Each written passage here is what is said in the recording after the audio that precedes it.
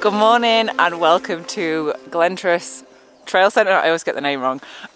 So basically, I'm very excited because this is like my first trip away in a long time. So I'm staying one night actually at the trail centre just to come out and explore this like beautiful, iconic, just mountainous, beautiful place. Like, look at it. It is a little bit snowy, so I have got all my, and it's May. So I've got all my waterproofs and my warm kit on. However, I'm with Chris, and Chris is in a t-shirt as always. So, hi Chris. Yeah. So basically, Chris is from H9 Adventures, which is like a Scottish mountain bike guide company. Hi, tour operator here in Scotland and abroad. And so we are just going to go out and have fun on bikes, have a look what there is. What would you describe like Glentress as then? I think this has got to be, it's definitely Scotland's most famous trail centre. Yeah. It's massive here. Like, some of the trail names are, you know, they go alongside mountain biking. You know, everyone's heard of them. So we're going to go off, explore and tick off some of the most famous trails. I am honestly, I'm excited, and got this new bike built up. I noticed it's got XTR, like Shimano XTR, and I was like, oh, someone's feeling a bit pro today, Chris. I need all the help I can get.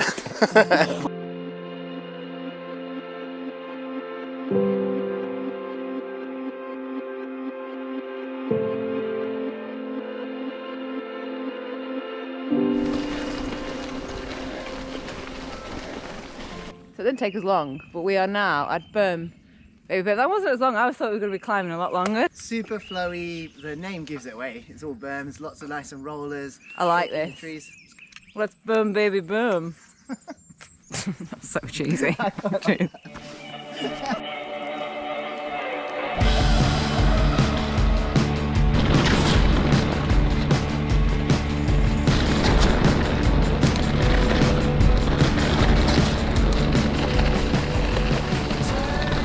Me and Chris met on a Shimano like photo shoot. God, when was that? Ages ago. Long time ago, last autumn. Long time ago. And then since then, like, I tried his mountain bike. Absolutely was like, oh, I did quite like this. So then I got a mountain bike, and then I came to see Chris again because you are like a coach, you are a mountain bike expert. And then he taught me like basics of mountain biking and me just getting into it, and built my lovely bike.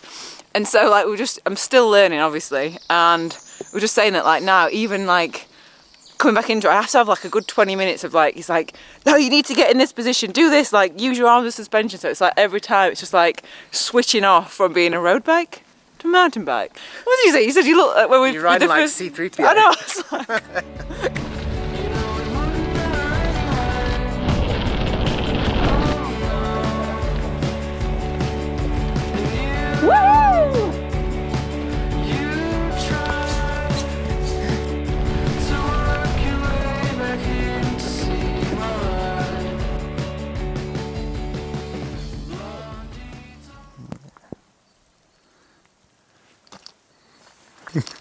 Extreme close. Extreme. I don't know, you can see that on the video. Oh yeah, it's snowing. Yeah. Look at this snow. So this is where the kind of top end of the climb starts, and it definitely gets a bit fruitier. Look at those trees over there. We'll just say it's very Christmassy, so Merry Christmas in May.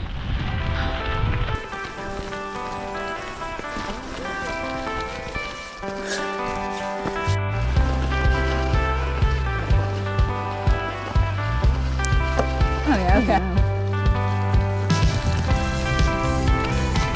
It's so white! No. You know that whole thing of there's no such thing as bad weather, there's just bad clothing. Yeah. That's a lie, this is bad weather. So now we're at the top of what's this descent? So this is Spooky Wood. Spooky Wood, so it's a red. Aye. And so we are just gonna, I will be steadying down. Pick it away. I'll give it a go. I'm having a lot of fun, I've got to be honest. It is nice. It's chilly, but it's fun. So, GoPro on. It's always sunny where you are from. I know. It's no wonder you're so bright. It's an artist's impression of how we were looked at the top. Just done like, oh god, look how bad that looks with my stretch. It looks like I've got braces on. We're looking for the quickest way back because we want some soup because it's chilly. Excuse this bit. It just looks ridiculous. I could just unclip it. I was saying though, even though like I'm not the best at it. Like when I get like a little run, I'm like, yeah, I could do it. It's so much fun. Like I can see why now the descent's like the fun thing. Like I get that. Like Go figure. I get it.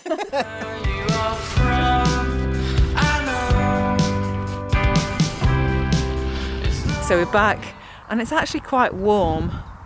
Like I guess at low level. I think Chris said we're about 600 meters up there, so there was a fair bit of snow. So these are like the pods. So I'm staying in one of these. This place is it doesn't feel like a trail centre, I think, because maybe it's because it's a quiet day, but because it's so big, it just feels so vast and just like, so it's kind of like, how would I describe it? It's kind of like being like in the wilderness, but being a little bit more like safe, if that makes sense, because you can always come back. Like when we got down the fire road, it's so close back to the pod, so I was like, oh, I can't believe we're back already. So I'm going to get a quick change and then go and get some food, because I have those polos, but I feel like I need some actual like some soup. Soup would be pretty amazing right now. So right, I'm going to get in, get changed. I can't even get the key in my hands, are that cold. Shit. Come on.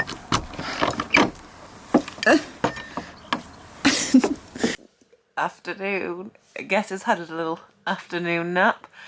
I think all the cold and the mountain biking took it out of me. We got back. I think it's because I was cold and I got nice and warm. Like I'm in my sleep bag. These are the camping pods. I say camping pods, it's the pods that we're staying.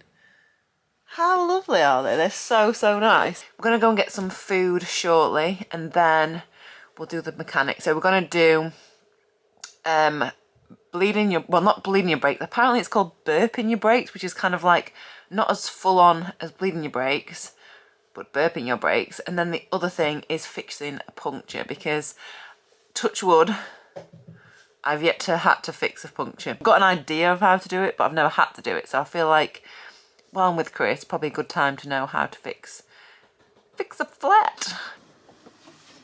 Come on, you've got to get the light on it. Oh yeah. Oh, party time in the tool box.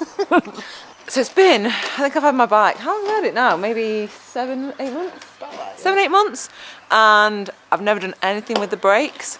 And apparently it depends on how much you're riding it, because I've got hydraulic brakes that you either need to bleed them or burp them just to get them. Like, why is that? You can explain why. Yeah, so just over time, and air can get in the system, and as things move, and the brakes will heat up over and over again, so that oil goes through a process of getting hot and then cooling and then getting hot. And these brakes are really good at heat dispersion. So you've got the Ice Tech rotors and all sorts that's all designed to kind of stop them from cooking themselves. But even then, it's still a good idea to give it a little bit of love every now and again. Honestly, I feel really confident using these brakes. So which ones are they? So you got the Dior Shimano Dior on there. So it's a big 4-pot brake. There's a lot of stopping power in there. They definitely did. There was one little bit today. There was like a rock, and it was a bit of a drop. To me, it's a drop. And I was like, yeah, tell me this. And I'd like stand on. I was like, I'm not going down that. So this is a really simple top bleed. So all we're going to do is open up the lever and put the fluid and the bucket on top, the bleed bucket. So we're not forcing fluid through with a syringe from the bottom. We're just connecting a reservoir of oil on top, and that's going to allow any sort of build-up of air and bubbles just to come out at the top there, and then be replaced with a bit of fresh oil. If we had a work stand, then you'd kind of put the bike up position to get your levers just off flat, not quite, but we don't have that. So we're just going to level them off. Not completely level, but just off. Okay. So you just unscrew that bit. You can see you have a very small little rubber O-ring there. Yeah. So it's important that comes out with the... So if it doesn't, pull it out. I just look for it, because there is also one on the bottom of the bleed bucket. Okay. Right, so you just screw that in. Open that plunger, and as we pull the brake, you're going to see a few bubbles coming out. Oh yeah. And tap the hoses a little bit. So that's getting it through, okay. Just encouraging any air up to the top. get any excess oil away. And Awesome. Once that's back in position. I think. Yeah. I think I'm... Yeah, that feels better. Definitely. And so now we're going to fake a big, like, hole. Looking for the... We've borrowed this tyre from the actual bike shop. They've lent us it so we can do this. Don't, like, I just cut got yourself. myself. I'm not going to A&E. Oh, for a gorse bush. It's one of those things you wouldn't live down. Where did you go to eat? I had some gorse in my finger. If you haven't got something sticking out of your tyre, yeah, normally there'll be some goo, or like tubeless fluid, sealants coming out, spraying out. But you find your little hole there. Yeah. Yeah. Sometimes you might need to widen the hole. Widen it? Well, to get a plug in or a slug. But how would you widen that? With this little file. Would you have that with you then? This comes as part of a tubeless kit. And so this is a slug. So you poke it all the way down. Yeah, so it's nicely folded in. A little bit of glue. Yep. And sometimes you just need to twist a little as it goes in. Okay. Yeah. I'll leave that for a second as the glue fixes. You can always add a little extra glue on top as well. Yeah, okay. Just trim that off so that it's not going to catch and pull out. And how many of these would you say that you've done, like, a lot? So I did 18 in one day last year. There was one guy having a particularly bad day. It's a little bit there. Don't get my socks in the shot.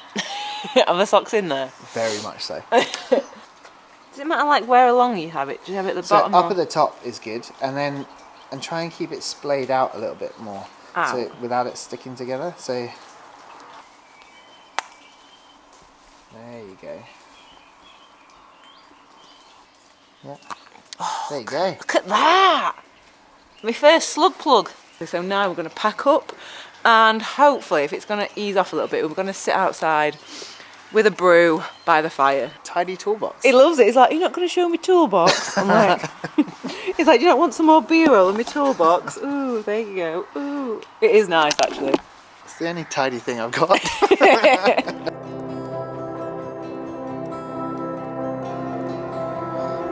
Oh no, it's raining again.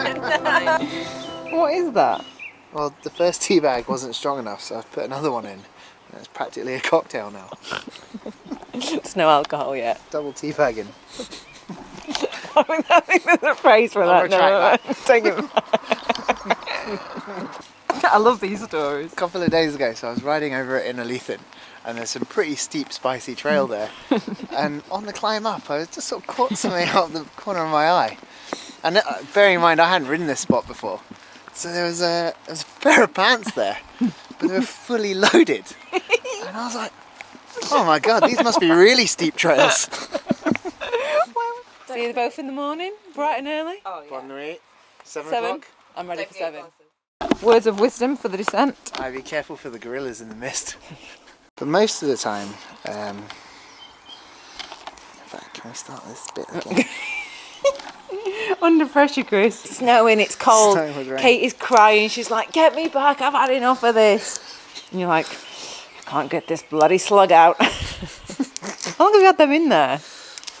I didn't want to give you my new fresh ones for this. Oh god, it looks like a turd. Look at the state of that. It's going through the other side.